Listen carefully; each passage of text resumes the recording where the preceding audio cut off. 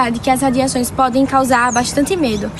Bom, pelo menos alguns tipos delas. Mas afinal, o que são radiações? Bom, as radiações são emissões de energia na forma de ondas eletromagnéticas ou partículas. Mas as que preocupam bastante o ser humano pelo dia a dia são as radiações ionizantes, que são capazes de gerar danos ao organismo humano. Essas radiações ionizantes, elas são radiações capazes de ionizar átomos ou moléculas. Bom, como assim? São capazes de retirar elétrons dessas moléculas ou átomos e assim modificar sua estrutura. Este tipo de onda pode ocorrer na forma de ondas eletromagnéticas com comprimento de onda extremamente curto ou até mesmo na forma de partículas. E agora vem a pergunta, como é que isso tudo vai danificar o nosso organismo? Nossos tecidos podem ser lesados de duas maneiras, através de uma ação direta ou uma ação indireta. Então, agora falando sobre esses efeitos, temos o seguinte. Aqui nós temos a radiação ionizante e os efeitos que foram ditos anteriormente. Quando você tem o efeito direto, você vai ter um dano ao DNA diretamente. E esse dano ao DNA, ele pode seguir alguns vieses. Ou você vai ter um reparo do DNA, onde vai ser como se nada tivesse acontecido, porque tudo voltou ao normal. Ou você pode ter um reparo aberrante, né? Algo ficou errado naquela cadeia e aí você pode levar a mutações, né? Pode gerar carcinogênese ou teratogênese, enfim. E caso você tente fazer um reparo, mas você não consiga reparar, no caso de um dano muito extenso ao DNA, o que pode acontecer é que essa célula ela vai sofrer apoptose, ela vai morrer, certo? Quando você tem o efeito indireto, é basicamente muito parecido com o efeito direto. Só que a diferença é que a ionização vai levar à formação de radicais livres, e esses radicais livres, por sua vez, vão danificar o DNA. E aí você vai ter os mesmos vieses que você obteve pelo efeito direto de dano ao DNA. Ou vai reparar completamente, ou vai reparar de forma errada, ou você vai tentar o reparo e não vai conseguir. Bom, então agora falando sobre a classificação dos efeitos biológicos, certo? Então, como é que se classifica esses danos, esses efeitos no nosso organismo? Bom, eles podem ser classificados de acordo com a dose e forma de resposta, o tempo de manifestação e o nível de dano. Então, agora, de acordo com a dose e forma de resposta, nós podemos ter os efeitos estocásticos e os efeitos determinísticos. Para resumir eles, você pode resumi-los cada um com uma palavra. Os estocásticos você pode definir como uma chance e os determinísticos você pode definir como uma certeza.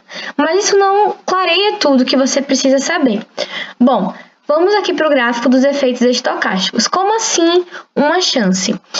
É o seguinte, quanto mais doses você vai se expondo, maior a probabilidade de ocorrer um dano. Porém, uma vez esse dano ocorrendo, a gravidade dele não vai ser maior quanto maior seja a dose. Inclusive, você pode ter o mesmo dano ocorrendo aqui numa baixa dose. E ele vai ser o mesmo como se ele tivesse ocorrido numa dose maior. Já aqui nos efeitos determinísticos, você tem essa certeza. Como assim?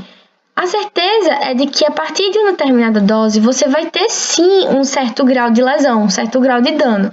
Porém, à medida que você vai aumentando a dose aqui, você vai tendo um dano cada vez mais grave, como é o caso da radiodermite. A partir de um limiar, você vai ter essa radiodermite. Porém, ela vai se intensificando de acordo com a exposição, a maiores doses. Então, já de acordo com o tempo de manifestação, nós temos os efeitos imediatos e os efeitos tardios. Nos efeitos imediatos, nós podemos ter algo como a síndrome da irradiação aguda. Essa síndrome da irradiação aguda são alguns sintomas, como náuseas, vômito, diarreia, que ocorrem após uma exposição a uma alta radiação. E os efeitos tardios são aqueles efeitos que vão ocorrer anos depois da exposição, como o câncer. Já que nós temos a classificação de acordo do nível do dano, e aí você vai ter somáticos e genéticos. Soma é a mesma coisa que corpo, certo? Então vai acontecer no indivíduo irradiado. Por exemplo, nas células que receberam aquela radiação. Então, seja elas quais forem. Quando você pensa em genético ou hereditário, vai ocorrer em quem? Vai ocorrer no descendente, ou seja, vai afetar os espermatozoides, no caso dos homens, e nos óvulos, no caso das mulheres. Então, você vai perceber os efeitos, esses danos, lá no indivíduo que vai nascer dessa pessoa que sofreu a irradiação. Uma coisa interessante também é diferenciar os efeitos de exposições locais e os efeitos de exposições mais generalizadas pelo corpo. As lesões na pele elas podem variar entre eritema, certo? Seria uma vermelhidão, certo? Nessas doses aqui, uma epiderme seca, nessas doses um pouco maiores, e aí ela pode chegar também a se manifestar através de queda nos pelos e cabelos, radiodermite, necrose, enfim, em doses já bem maiores que as mencionadas anteriormente. Nas gônadas, nós podemos ter esterilidade temporária e esterilidade definitiva, também variando de acordo com a dose. As lesões nas gônadas femininas pode causar esterilidade, ovariana, dentro dessas doses aqui, mais ou menos.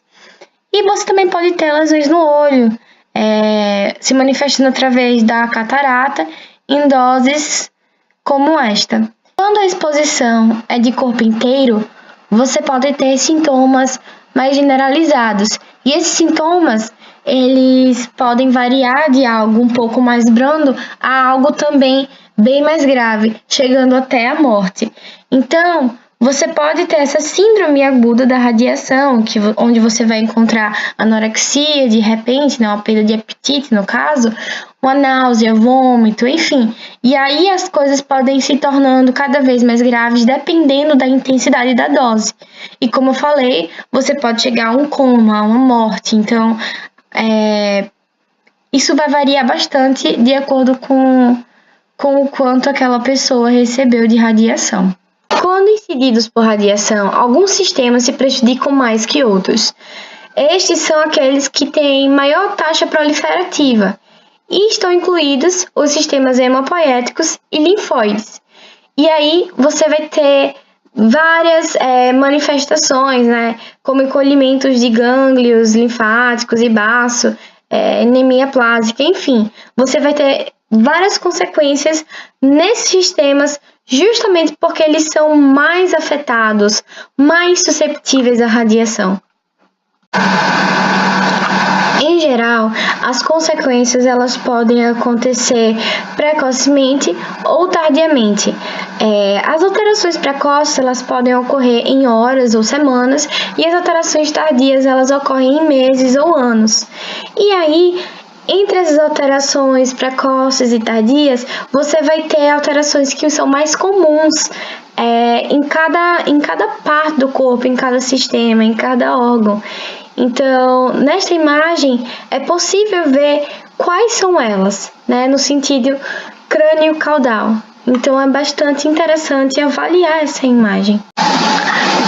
Quando as células são atingidas pela radiação, aquelas que sobrevivem, elas acabam sendo em sua maioria aleijadas, ou seja, elas ficam com várias anomalias. Na fase aguda, existem alguns aspectos mais evidentes de alterações histopatológicas, como, por exemplo, tumefação, condensação nuclear, agrupamento de cromatina, podem sofrer apoptose, sulfação citoplasmática, distorção mitocondrial, degeneração do retículo endoplasmático, gigantócitos e pleomorfismo celular. Já na fase tardia, existem outras coisas que são vistas histopatologicamente, como estreitamento vascular, fibroses extensas, aumento do colágeno, migração de fagócitos, úlceras de irradiação na pele, necrose total da parede de capilares e vênulas. Aqui tem uma imagem de uma lesão vascular crônica com fibrose subintimal, obstruindo o lúmen. Então, nessa imagem aqui que vocês podem ver. Nesse slide aqui, você pode ver fibrose e alterações vasculares nas glândulas salivares que foram produzidas pela terapia de radiação, lá na região do pescoço. Aqui na A temos uma glândula salivar normal, porém aqui na B você já vê uma fibrose causada pela radiação. Na C, você vai encontrar a fibrose e vai ter também alterações vasculares, consistindo num espessamento fibrointimal e esclerose arteriolar. Aqui em V, nós temos o vaso do lúmen.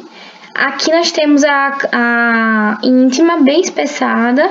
Essa consequência agora, ela já foi citada anteriormente, lá nos efeitos determinísticos, né? Porque a radiodermite aguda ela vai ocorrer durante ou poucos dias após a aplicação da radiação ionizante e ela depende da dose administrada, ou seja, é aquela história. Para você ter a radiodermatite, você vai ter que atingir um limiar, certo? Porém, abaixo desse limiar, nada acontece. Bem como acima desse limiar, quanto mais você aumenta a dose, maiores são os efeitos, né? Maiores são as consequências. E o quadro, geralmente, ele assemelha-se a uma queimadura solar. Então, vai ter eritema, vai ter edema. E aí você pode ter descamação, pigmentação. E pode haver também, na dependência da quantidade de radiação recebida, a inibição ou diminuição da secreção sudoral e sebácea e alopecia, temporárias ou definitivas. Quando você tem uma dosagem mais alta, assim, pode chegar até ocorrer vesículas e bolhas e às vezes ulceração com uma necrose assim, significativa. Além da radiodermatite aguda, existe também a radiodermatite crônica, que vai surgir meses ou anos após a exposição da radiação ionizante. A pele ela vai ter algumas características, ela vai se apresentar atrófica, com hiperpigmentação irregular, telangiectasias e até alopecia, né? Aqui tem uma imagem retratando um pouco da radiodermatite, certo? E é basicamente isso. Bom, é isso, pessoal. Espero que tenha ficado satisfatório e espero vocês numa próxima. Tchau!